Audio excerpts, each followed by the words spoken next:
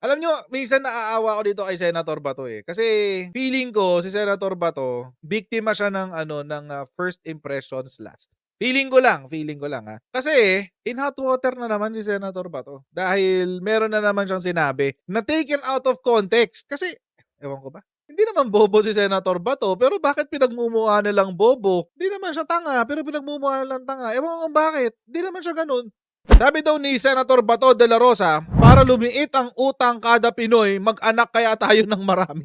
Diyos ko naman, hindi naman. Pag pinanood niyo yung video, actually, it's really a joke. Hindi pa nga galing sa kanya yan eh. Galing yan, parang may nagsalita ng ibang tao, si Secretary Balisacan yata ang nagsabi niya. Basta it's a joke. Pero sa kanya isinisi.